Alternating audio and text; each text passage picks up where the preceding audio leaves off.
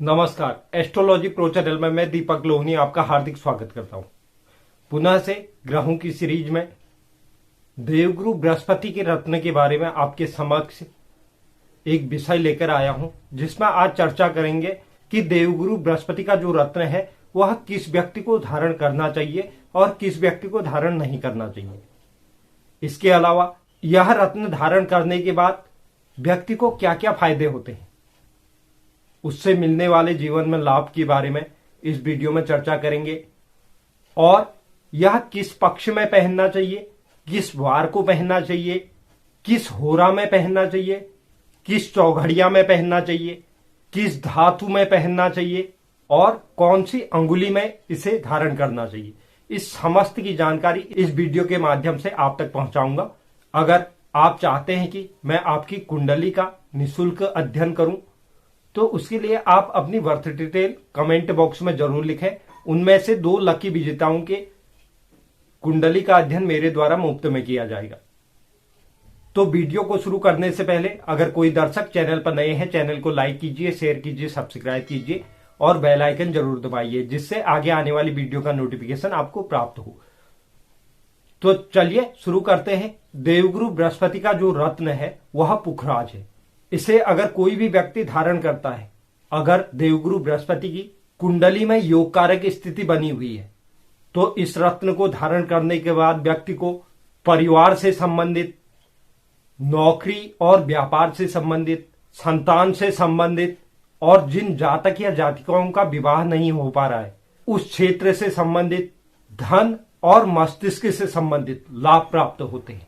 अब बात करते हैं पुखराज रत्न को किस व्यक्ति को धारण करना चाहिए, किस व्यक्ति को यह धारण नहीं करना चाहिए। तो हमें सर्वप्रथम तो यह जानना होगा कि देवगुरु बृहस्पति की कुंडली में योग कारक स्थिति बनी है या नहीं बनी है, क्योंकि हम इस रत्न को योग कारक स्थिति में ही धारण कर सकते हैं। अन्यथा अगर वह मारक स्थिति में होते हैं तो हमें वह रत्न धारण नहीं करना है, क्योंकि उसके बाद वह अशुभ परिणाम देने शुरू कर देंगे। तो मैंने आपको समझाने के लिए यह मेष लग्न की कुंडली ली है। मेष लग्न की कुंडली में अगर देवगुरु बृहस्पति प्रथम भाव में विराजमान है तो आप रत्न धारण कर सकते हैं। अगर द्वितीय भाव में विराजमान है तो भी रत्न धारण किया जा सकता है। तृतीय भाव में मंगल के अतिरिक्त और किसी का रत्न धारण नहीं करना चाहिए, तो तृतीय भाव में भी रत्न धारण नहीं किया जा सकता। इससे अन्यथा की भागदौड़ बढ़ जाती है। चतुर्थ भाव में रत्न धारण किया जा सकता है। पंचम भाव में भी रत्न धारण किया जा सकता है। षष्ठम भाव में रत्न धारण नहीं करना है।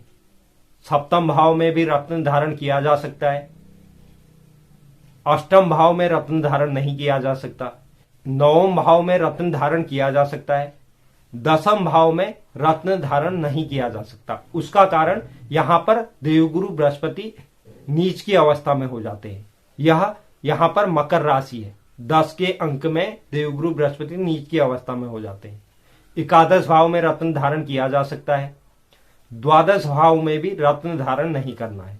तो कुल मिलाकर हमें इस कुंडली के अनुसार या किसी भी अन्य कुंडली में आपको यही देखना है, तृतीय, षष्टम, अष्टम और द्वादश भाव में हमें रत्न धारण नहीं करना है। इसके अलावा कोई भी कुंडली हो, किसी भी लग्न की कुंडली हो, उसमें अगर 10 के अंक में देवगुरु बृहस्पति विराजमान है तब भी हमें रत्न धारण नहीं करना है। तो इस चीज का हमें विशेष रूप से ख्याल रखना है। तो अब बात करते हैं इस रत्न को किस धातु में पहनना चाहिए। पुखराज रत्न को सोने या पीतल में धारण कर सकते हैं। अब सोने में हर कोई व्यक्ति इसे धारण नहीं कर पाएगा, क्योंकि वह ज्यादा कॉस्टली पड़ जाता है। तो इसलिए आप पीतल में भी इसे धारण कर सकते हैं। इसके अलावा इसे इंडेक्स फिंगर में धारण कर सकते हैं, मतलब तर्जनी अंगुली में यह जो अंगुली होती है इसमें हम इसे धारण कर सकते हैं। अब पक्ष की बात करें तो इसे शुक्ल पक्ष में धारण करना चाहिए। शुक्ल पक्ष में जो भी देवगुरु बृहस्पति वार के ने देवगुरु बृहस्पति के होरा में शुभ लाभ और अमृत की चौघड़िया में इसे धारण करना चाहिए।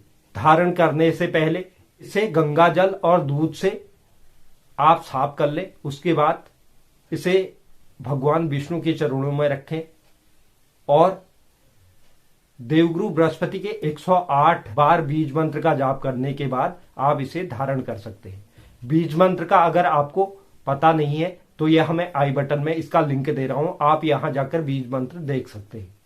तो यह था देवगुरु बृहस्पति के रत्न को धारण करने का तरीका, जिससे हम जीवन में अनेक ऊंचाइयों को छू सकते हैं।